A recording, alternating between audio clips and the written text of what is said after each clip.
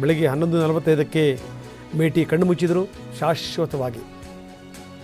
ಬೆಂಗಳೂರಿನ ಅಪೋಲೋ ಆಸ್ಪತ್ರೆ, ಬನ್ನೇರುಘಟ್ಟ ರಸ್ತೆಯಲ್ಲಿರುವಂಥ ಅಪೋಲೋ ಆಸ್ಪತ್ರೆಯಲ್ಲಿ ಅವರು ಸಾವನ್ನಪ್ಪಿರೋದು. ಉಸಿರಾಟದ ತೊಂದರೆಯನ್ನು ಎದುರಿಸ್ತಾ ಇದ್ರು ಅವರು.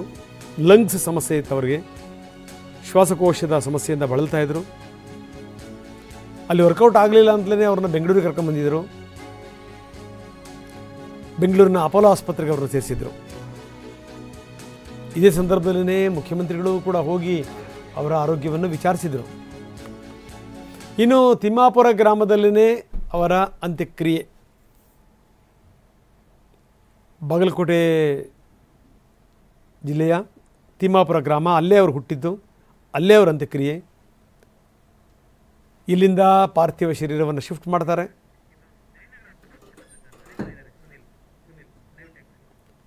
ಅಲ್ಲೇ ಅವರ ಅಂತ್ಯಕ್ರಿಯೆ.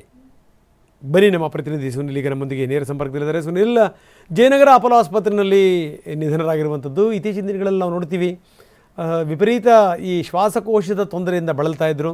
ಹೀಗಾಗಿ ವರ್ಕೌಟ್ ಆಗಲಿಲ್ಲ ಅಂತಲೇ ಅವ್ರನ್ನ ಆಸ್ಪತ್ರೆಗೆ ಸೇರಿಸಲಾಗಿತ್ತು. ಈ ಸಂದರ್ಭದಲ್ಲಿ ಮುಖ್ಯಮಂತ್ರಿಗಳು ಹೋಗಿ ಅವರ ಆರೋಗ್ಯವನ್ನು ಕೂಡ ವಿಚಾರಿಸ್ಕೊಂಡು ಬಂದಿದ್ದರು. ನಡುವೆ ಸ್ವಲ್ಪ ಪಿಕಪ್ ಆದರು ಅನ್ನುವಂಥ ಸುದ್ದಿ ಕೇಳಿಬಂತು. ಆದರೆ ಈಗ ಮೇಟಿ ನಿಧನರಾದಂಥ ಸುದ್ದಿ ಬಂದಿದೆ. ಏನಂತೀರಿ? ಖಂಡಿತ ರಂಗನಾಥ್, 11:45 ಸುಮಾರಿಗೆ ಜಯನಗರ ಅಪೋಲೋ ಆಸ್ಪತ್ರೆಯಲ್ಲಿ ಕಾಂಗ್ರೆಸ್ನ ಹಿರಿಯ ಶಾಸಕ HY ಮೇಟಿ ಅವರು ನಿಧನರಾಗಿದ್ದಾರೆ. ಆ ಒಂದು ಹಿನ್ನೆಲೆಯಲ್ಲಿ ಈಗ ಎಲ್ಲ ರೀತಿಯ ಸಿದ್ಧತೆಗಳು ಕೂಡ ನಡೀತಾ ಇದೆ. ಯಾಕಂದ್ರೆ ಪ್ರಮುಖವಾಗಿ ಈಗಾಗಲೇ ಮುಖ್ಯಮಂತ್ರಿಗಳು ಕೂಡ ಅವರ ಪಾರ್ಥಿವ ಶರೀರದ ಅಂತಿಮ ದರ್ಶನವನ್ನು ಪಡಲಿಕ್ಕೆ ಇಲ್ಲಿ ಮೈಸೂರಿನಿಂದ ನೇರವಾಗಿ ಅಪೋಲೋ ಆಸ್ಪತ್ರೆಗೂ ಕೂಡ ಬರ್ತಾ ಇದ್ದಾರೆ. ಈಗ ಜಯನಗರದಿಂದ ಅಪೋಲೋ ಆಸ್ಪತ್ರೆ ಇದೆ. ನನ್ನ ಹಿಂಭಾಗಕ್ಕೆ ನೀವು ನೋಡ್ತಾ ಹೋದ್ರೆ ಈಗಾಗಲೇ ಪೊಲೀಸ್ ಭದ್ರತೆಯನ್ನು ಕೂಡ ಮಾಡಿಕೊಳ್ಳಲಾಗಿದೆ. ಮುಖ್ಯಮಂತ್ರಿಗಳು ಬರ್ತಾರೆ, ಗಣ್ಯರು ಬಂದ ಹಿನ್ನೆಲೆಯಲ್ಲಿ ಭದ್ರತೆಯನ್ನು ಕೂಡ ನಿಯೋಜನೆ ಮಾಡಿಕೊಳ್ಳಲಾಗಿದೆ. ಇನ್ನೇನು ಕೆಲವೇ ಹೊತ್ತಿನಲ್ಲಿ ಮುಖ್ಯಮಂತ್ರಿಗಳು ಅಪೋಲೋ ಆಸ್ಪತ್ರೆಗೆ ಬಂದು ದಿವಂಗತ HY ಮೇಟಿ ಅವರ ಒಂದು ಪಾರ್ಥಿವ ಶರೀರದ ಅಂತಿಮ ದರ್ಶನವನ್ನು ಕೂಡ ಪಡಿತಾರೆ. ಆ ಒಂದು ಹಿನ್ನೆಲೆಯಲ್ಲಿ ಸಿದ್ಧತೆಗಳು ಕೂಡ ನಡೀತಾ ಇದೆ. ಏನು 5 ಬಾರಿ ಶಾಸಕರಾಗಿದ್ರು, 2 ಬಾರಿ ಸಂಸದರಾಗಿದ್ರು, ಮತ್ತೆ 2 ಬಾರಿ ಸಚಿವರಾಗಿ HY ಮೇಟಿ ಅವರು ಕಾರ್ಯವನ್ನು ನಿರ್ವಹಿಸಿದ್ದಾರೆ. 2016ರಲ್ಲಿ ಒಂದಷ್ಟು ಅವರು ಸಚಿವರಾದ ಸಂದರ್ಭದಲ್ಲಿ ಒಂದಷ್ಟು ಸಮಸ್ಯೆಗಳು ಉಂಟಾಗಿದೆ, ಎದುರಿಸಬೇಕಾಯಿತು, ಆರೋಪಗಳು ಕೂಡ ಕೇಳಿ ಬಂತು. ಆ ಒಂದು ಸಂದರ್ಭದಲ್ಲಿ ಅವರು ರಾಜೀನಾಮೆಯನ್ನು ಕೂಡ ಕೊಡಬೇಕಾಯಿತು. ಈ ಒಂದು ಹಿನ್ನೆಲೆಯಲ್ಲಿ ಅವರು ಸುದೀರ್ಘ ಒಂದು ರಾಜಕಾರಣವನ್ನು ಕೂಡ ಮಾಡಿದರೆ ಸಾಕಷ್ಟು ರಾಜಕೀಯ ಹಿರಿಯರು ಕೂಡ ಆ ಒಂದು ಹಿನ್ನೆಲೆಯಲ್ಲಿ ಸಾಕಷ್ಟು ಗಣ್ಯರು ಬರುವಂತ ಸಾಧ್ಯತೆ ಕೂಡ ದಟ್ಟವಾಗಿದೆ ಬೆಂಗಳೂರಿನಲ್ಲಿ. ಆ ಒಂದು ಹಿನ್ನೆಲೆಯಲ್ಲಿ ಅಪೋಲೋ ಆಸ್ಪತ್ರೆಯಲ್ಲಿ ಅವರ ಅಂತಿಮ ದರ್ಶನಕ್ಕೆ ವ್ಯವಸ್ಥೆಯನ್ನು ಕೂಡ ಮಾಡಿಕೊಳ್ಳಲಿಕ್ಕೆ ಸಿದ್ಧತೆಗಳು ಕೂಡ ನಡೀತಾ ಇದೆ. ಇವತ್ತು ರಾತ್ರಿಯ ವೇಳೆಗೆ ಅವರ ಹುಟ್ಟೂರಿಗೆ ಅಂದ್ರೆ ಬಾಗಲಕೋಟೆಗೆ ಅವರ ಒಂದು ಪಾರ್ಥಿವ ಶರೀರವನ್ನು ತೆಗೆದುಕೊಂಡು ಹೋಗ್ತಾರೆ. ಆ ಒಂದು ಮಾಹಿತಿ ಕೂಡ ಈಗ ಲಭ್ಯವಾಗಿದೆ. ಅಲ್ಲಿ ಪಾರ್ಥಿವ ಶರೀರ ತೆಗೆದುಕೊಂಡು ಹೋಗಿ ಅಲ್ಲಿ ಒಂದು ಅಂತಿಮ ಕ್ರಿಯೆಗೆ ವ್ಯವಸ್ಥೆಯನ್ನು ಮಾಡಿಕೊಳ್ಳಲಾಗುತ್ತೆ ಅಂತೇಳಿ ಈಗ ಒಂದಷ್ಟು ಅವರ ಆ ಕುಟುಂಬ ಮೂಲದ ಒಂದಷ್ಟು ಮಾಹಿತಿ ಕೂಡ ಟಿವಿ ನೈನ್ಗೆ ಲಭ್ಯವಾಗ್ತಾ ಇದೆ. ಈ ಒಂದು ಹಿನ್ನೆಲೆಯಲ್ಲಿ ಈಗಾಗಲೇ ಸಾಗರ್ ಅಪೋಲೋ ಆಸ್ಪತ್ರೆಯಲ್ಲಿ ಕಳೆದ 1 ವಾರದಿಂದ HY ಮೇಟಿ ಅವರಿಗೆ ಚಿಕಿತ್ಸೆ ನೀಡಲಾಗ್ತಿತ್ತು. ಸಾಕಷ್ಟು ದಿನಗಳ ಹಿಂದಿನಿಂದಲೂ ಕೂಡ HY ಮೇಟಿ ಅವರು ಒಂದು ಆರೋಗ್ಯದ ಸಮಸ್ಯೆ ಅಂದ್ರೆ ಶ್ವಾಸಕೋಶದ ಸಮಸ್ಯೆ, ಉಸಿರಾಟದ ಸಮಸ್ಯೆಯಿಂದ ಬಳಲ್ತಾ ಇದ್ರು ಅನ್ನೋ ಮಾಹಿತಿ ಕೂಡ ಲಭ್ಯವಾಗಿದೆ. ಆದರೆ ಚಿಕಿತ್ಸೆ ಒಂದು ಅವರಿಗೆ ನೀಡ್ತಾ ಇದ್ದ ಸಂದರ್ಭದಲ್ಲಿ ಒಂದಷ್ಟು ರಿಕವರಿ ಕೂಡ ಆಗ್ತಾ ಇದ್ರು. ಆದರೆ 2-3 ದಿನಗಳಲ್ಲಿ ಅವರಿಗೆ ಚಿಕಿತ್ಸೆಗೆ ಯಾವುದೇ ರೀತಿಗೆ ಸ್ಪಂದಿಸ್ತಾ ಇರಲಿಲ್ಲ ಅನ್ನೋ ಮಾಹಿತಿ ಕೂಡ ಆಸ್ಪತ್ರೆ ಮೂಲದಿಂದ ಲಭ್ಯವಾಗ್ತಾ ಇದೆ. ಇವತ್ತು ಸುಮಾರು 11 ಗಂಟೆ 45 ನಿಮಿಷಕ್ಕೆ ನಿಧನರಾಗಿದ್ದಾರೆ ಅನ್ನೋ ಮಾಹಿತಿ ಕೂಡ ಈಗ ಆಸ್ಪತ್ರೆ ಮೂಲಕ ಅಧಿಕೃತವಾಗಿ ಸಿಕ್ಕಿದೆ. ಈ ಒಂದು ಹಿನ್ನೆಲೆ ಮುಖ್ಯಮಂತ್ರಿಗೆ ಆಪ್ತ ವಲಯದಲ್ಲಿ ಕೂಡ ಗುರುತಿಸಿಕೊಂಡಿದ್ದಂತ HY ಮೇಟಿ ಅವರು ಕಳೆದ 4 ದಿನಗಳ ಹಿಂದಷ್ಟೇ ಮುಖ್ಯಮಂತ್ರಿಗಳು ಅವರನ್ನ ಬಂದು ಆಸ್ಪತ್ರೆಯಲ್ಲಿ ಅವ್ರನ್ನ ಆರೋಗ್ಯವನ್ನು ವಿಚಾರಿಸಿಕೊಂಡು ಹೋಗುವಂತ ಕೆಲಸವನ್ನು ಕೂಡ ಮಾಡಿದ್ರು. ಆದರೆ ಇವತ್ತು ಅವರ ನಿಧನವಾಗಿದೆ. ಮುಖ್ಯಮಂತ್ರಿಗಳು ಕೂಡ ನೇರವಾಗಿ ಮೈಸೂರು ಪ್ರವಾಸದಿಂದ ನೇರವಾಗಿ ಜಯನಗರ ಅಪೋಲೋ ಆಸ್ಪತ್ರೆಗೆ ಬರ್ತಾ ಇದ್ದಾರೆ. ಅವರ ಒಂದು ಪಾರ್ಥಿವ ಶರೀರದ ಅಂತಿಮ ದರ್ಶನವನ್ನು ಕೂಡ ಪಡೆಯಲಿದ್ದಾರೆ.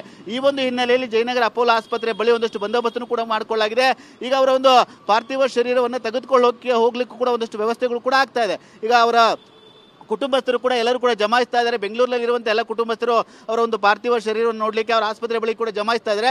ಆ ಒಂದು ನಿಟ್ಟಿನಲ್ಲಿ ಜಯನಗರ ಅಪೋಲೋ ಆಸ್ಪತ್ರೆ ಬಳಿ ಸಾಕಷ್ಟು ಬಂದೋಬಸ್ತನ್ನು ಕೂಡ ಮಾಡಿಕೊಳ್ಳಲಾಗಿದೆ ರಂಗನಾಥ್. ಯಾಕಂದ್ರೆ ಕಾಂಗ್ರೆಸ್ನ ಹಿರಿಯರಾಗಿದ್ರು, ಸಾಕಷ್ಟು ಹಿರಿಯ ರಾಜಕಾರಣಿ, ಅನುಭವಿ ರಾಜಕಾರಣಿ, 5 ಬಾರಿ ಶಾಸಕರಾಗಿದ್ರು, 2 ಬಾರಿ ಸಂಸದರಾಗಿದ್ರು, 2 ಬಾರಿ ಮಂತ್ರಿಯಾಗಿ ಕೆಲಸ ಮಾಡಿದಂಥವ್ರು ನಿಧನರಾಗಿರುವಂಥದ್ದು ರಂಗನಾಥ್. ಶಾಸಕರಾಗಿ 35 ವರ್ಷಗಳಾಯ್ತು ಅವರು. ಯಾಕಂದರೆ ಅಲ್ಲಿಂದಲೇ ಅವ್ರದ್ದು ಶಾಸಕರಾಗಿ ಅವ್ರು ನಿಂತಿದ್ದು ಲೇಟಾಗಿ. ಆದರೆ ಅವರು ಮೊದಲಿಂದಲೂ ಕೂಡ ರಾಜಕಾರಣದಲ್ಲಿದ್ದರು. ಅಂದರೆ ಈ ಪಟ್ಟಣ ಅಭಿವೃದ್ಧಿ ಪ್ರಾಧಿಕಾರ, DCC ಬ್ಯಾಂಕು, ಅಲ್ಲಿಂದ ಇಲ್ಲಿ ತನಕ ಅವರ ರಾಜಕಾರಣದ ಹಾದಿ ಇದೆಯಲ್ಲ, ಅದನ್ನು ಗಮನಿಸಿದ ಸಂದರ್ಭದಲ್ಲಿ ನಮಗೆ ಗೊತ್ತಾಗುತ್ತೆ.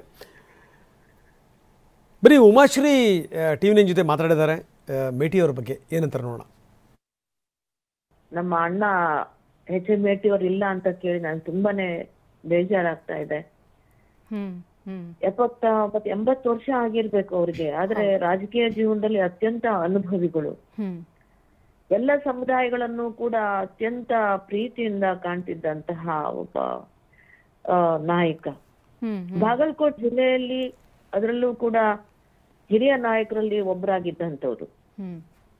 ಜನತಾ ದಳದಿಂದ ಮಾನ್ಯ ಸಿದ್ದರಾಮಯ್ಯನವರ ಜೊತೆಯಲ್ಲೇ ಬಂದಂಥವ್ರು, ಬಹಳ ಆಪ್ತರು ಕೂಡ ಅವರಿಗೆ. ಯಾವತ್ತೂ ಕೂಡ ಸಿದ್ದರಾಮಯ್ಯನವರು ಕೂಡ ಅವರ ಬಗ್ಗೆ ಬಹಳ ಪ್ರೀತಿಯನ್ನು ಇಟ್ಕೊಂಡಿದ್ದಂಥವ್ರು. ಬಾಗಲಕೋಟ್ ಜಿಲ್ಲೆಯಲ್ಲಿ ನಾನು ತೇರದಾಳ ವಿಧಾನಸಭಾ ಕ್ಷೇತ್ರಕ್ಕೆ ಹೋದಾಗಂತೂ ಅವರು ನನ್ನನ್ನ ತುಂಬಾ ಪ್ರೀತಿಯಿಂದ ನನ್ನ ರಾಜಕೀಯ ಜೀವನದಲ್ಲಿ ಬಹಳಷ್ಟು ಸಹಕಾರವನ್ನ ಕೊಟ್ಟಿರ್ತಕ್ಕಂಥವ್ರು. ಹಿಂದುಳಿದ ವರ್ಗದ ನಾಯಕರಾಗಿ ಅನೇಕ ಸಮುದಾಯಗಳಿಗೆ ಶಕ್ತಿಯನ್ನ ತುಂಬಿದಂಥವ್ರು. ಸಚಿವರಾಗಿ ಬಹಳಷ್ಟು ಒಳ್ಳೆ ಕೆಲಸಗಳನ್ನು ಅವರ ಕಾಲದಲ್ಲಿ ಅವರು ಮಾಡಿದ್ದಾರೆ. ಮತ್ತು ಬಾಗಲಕೋಟ್ ಜಿಲ್ಲೆಯನ್ನೇ ಬೇರೆ ಕಡೆ ಅನ್ನಿ ತಮ್ಮ ಸಮುದಾಯದ ಬಗ್ಗೆ, ತಮ್ಮ ಸ್ವಂತ ಸಮುದಾಯದ ಬಗ್ಗೆನೂ ಕೂಡ ತಮ್ಮ ಹಿರಿತನವನ್ನ ಬಹಳ ಚೆನ್ನಾಗಿ ಕಾಪಿಟ್ಕೊಂಡಿದ್ರು.